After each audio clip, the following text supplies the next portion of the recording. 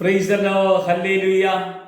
ദൈവവചനം നമ്മുടെ ഹൃദയത്തിൻ്റെ അകത്ത് നമുക്ക് ജീവൻ തരുന്നതാണ്. ഉൽപ്പത്തി പുസ്തകം 5-ാം അധ്യായത്തിൽ ദൈവത്തോട് കൂടെ നടക്കുന്ന ഒരു ആത്മീയ അനുഭവത്തെ നമുക്ക് തിരിച്ചറിയാൻ കഴിയും. ആദാമിൻ്റെ 7-ാം തലമുറക്കാരനായിരുന്ന ഹാനോക്കിൻ്റെ ആയുസ് 365 വർഷമായിരുന്നു. എന്നാൽ തൻ്റെ മകൻ മെതുശാലോമിന് 969 വർഷം ആയുസ്സുണ്ടായിരുന്നു. എന്നാൽ പൂർവ്വപിതാക്കന്മാരെ കുറിച്ച് പറയുമ്പോൾ, അവരുടെ പരമ്പരകളെ വിവരിക്കുമ്പോൾ എത്ര വർഷം അവർ ജീവിച്ചിരുന്നു, പുത്രിമാരെ കുറിച്ചും ജനിപ്പിച്ചതിനെ കുറിച്ചും എല്ലാം പറയുന്നുവെങ്കിൽ ഹാനോക്കിനെ കുറിച്ച് വലിയ സാക്ഷ്യമുണ്ടായിരുന്നു. ബൈബിള് ഇങ്ങനെയാണ് പറയുന്നത്: ഹാനോക്ക് ദൈവത്തിൻ്റെ കൂടെ നടന്നു. 65-ാമത്തെ വയസ്സിലായിരുന്നു മെതുശാലോം ഉണ്ടായ ശേഷം 300 വർഷക്കാലം ദൈവത്തോട് കൂടെ നടക്കുകയാണ്. നമ്മുടെ ജീവിതം കൊണ്ട് എന്തു നേടി?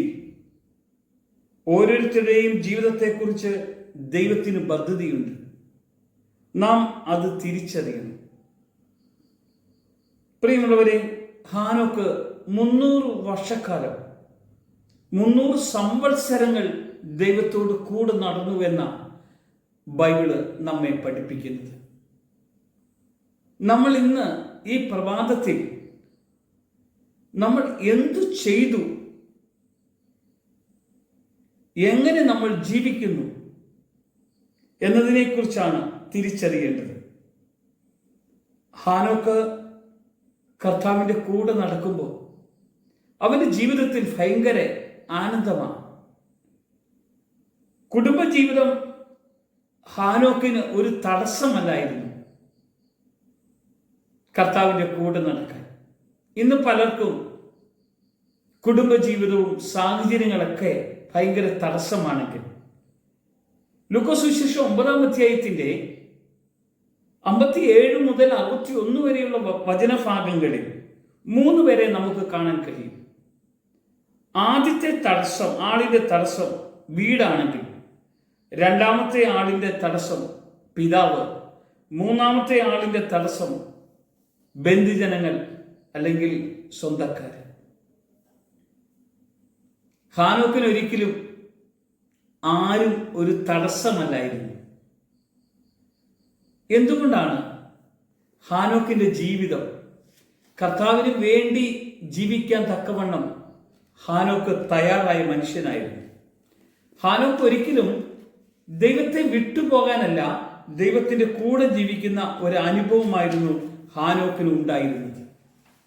ഇങ്ങനെ ഒരു ജീവിതാനുഭവത്തിലേക്ക് കർത്താവ് നമ്മയും കൂട്ടിക്കൊണ്ടുപോവുകയാണ്. പഴയ നിയമ വചനഭാഗത്ത് പിതാക്കന്മാരെ കുറിച്ച് പറയുന്ന വലിയ സംഭവങ്ങളൊന്നും ഹാനോക്കിനില്ലായിരുന്നു. ഹാനോക്കിന് ഒറ്റ കാര്യം ഉണ്ടായിരുന്നുള്ളൂ: ഹാനോക്ക് ദൈവത്തിന്റെ കൂടെ നടന്നു. പ്രിയമുള്ളവരെ, നമുക്ക് നമ്മുടെ ജീവിതം, ഞാൻ എൻ്റെ കർത്താവിൻ്റെ കൂടെയാണോ, ഇന്നേ ദിവസം നടക്കാൻ എനിക്ക് കഴിയുന്നുണ്ടോ?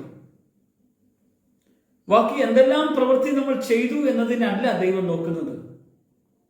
ഞാൻ ഇന്ന് കർത്താവിൻ്റെ കൂടെ ആയിരുന്നോ എന്നതാണ് കർത്താവ് ചിന്തിക്കുന്നത്. എന്നെക്കുറിച്ച് പദ്ധതിയുള്ള ഒരു ദൈവം, എന്നെക്കുറിച്ച് കരുതലുള്ളൊരു ദൈവം, എനിക്ക് എൻ്റെ കർത്താവിനെ കാണാനും കർത്താവിനെ അനുഭവിക്കാനും കർത്താവിൻ്റെ കൂടെ ജീവിക്കാനും പറ്റുമോ?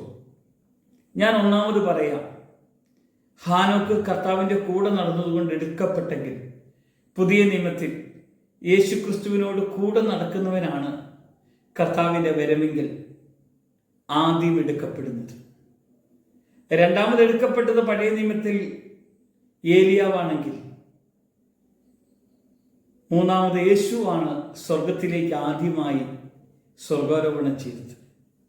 ഈ ക്രിസ്തുവിൻ്റെ പിൻഗാമിയാകാൻ ഇന്ന് എന്നെയും നിങ്ങളെയും വിളിച്ചെങ്കിൽ നമ്മുടെ ജീവിതം പാഴായി പോകുന്നൊരു ജീവിതമല്ല ദൈവം തന്നത്. കർത്താവിന് വേണ്ടി പ്രയോജനമുള്ളതായി മാറ്റണം. ഹാനോക്കിന്റെ ജീവിതം ഒരു പ്രയോജനമുള്ള ജീവിതമാണ് പ്രിയമുള്ളവരെ. ഹാനോക്കിന്റെ മകന് ഒത്തിരി ആയുസ്സുണ്ടെങ്കിലും ഹാനോക്കിന് ആകെ 365 വർഷക്കാലമേ ആയുസ് ദൈവം കൊടുത്തെങ്കിൽ ആ 300 വർഷക്കാലവും കർത്താവിൻ്റെ കൂടെ നടക്കുന്നു. നമ്മുടെ ആയുസ് എത്രയെന്നല്ല, നമുക്ക് എത്രത്തോളം കൂടെ നടക്കാൻ കഴിയുമോ?